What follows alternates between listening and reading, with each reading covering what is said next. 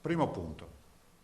I medici di medicina generale operanti in Regione del Veneto applicano obbligatoriamente le disposizioni ad essi relative. Disposizioni che rimandano all'accordo raggiunto venerdì pomeriggio sull'effettuazione dei tamponi proprio da parte dei medici di famiglia, misura destinata a cambiare la geografia dello screening in Veneto, finora concentrato nei drive-in. Da qui la nuova ordinanza della Regione a partire dalla distribuzione dei test rapidi a tutti i camici bianchi, che saranno dotati anche dei DPI necessari. I test, dal costo per le casse pubbliche di 18 euro ciascuno, ma gratuiti per il paziente, potranno essere fatti a domicilio degli assistiti o in ambulatorio. Se questo risulta poco praticabile, il medico potrà servirsi di spazi concessi dal comune o dal distretto sanitario. Il medico quindi in questa fase cambia pelle anche dal punto di vista giuridico. Il medico di base diventa ufficiale di sanità pubblica, cioè nel momento in cui il medico farà il dispositivo della quarantena vale anche per l'INPS.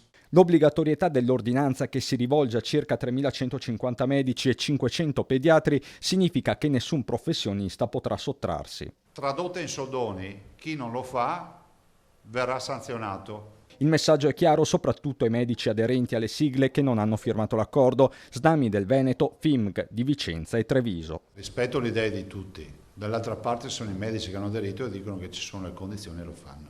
Punto. Adesso c'è un'ordinanza, è obbligatorio. Scusate, se stiamo qui a discutere finisce anche il Covid. Non c'è nessuna contrapposizione. Noi ringraziamo tutti i giorni i medici di base che stanno facendo un lavoro anche loro eroico in un momento difficile, però adesso chiediamo che la fase di testing sia fatta. Penso che sia una roba ragionevole, non stiamo chiedendo di tagliarsi le vene e donare sangue. È remunerato l'accordo, dobbiamo riconoscere fino in fondo il sacrificio che viene chiesto a un medico, anche da un punto di vista organizzativo, scusami, però è pur vero che davanti a questa difficoltà, a questa crisi, ai cittadini dobbiamo tutti assieme erogare il servizio.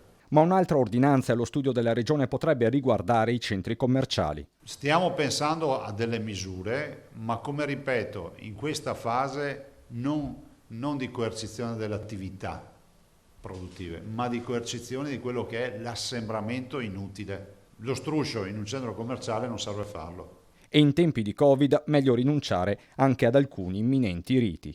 Io spero che dolcetto o scherzetto stasera non funzioni. Invito i genitori di evitare di fare, sembrerà quasi una banalità, suonare i campanelli non è proprio il caso di mandare i bimbi in giro per le case, perché va contro tutti i principi di controllo della diffusione di un virus, no?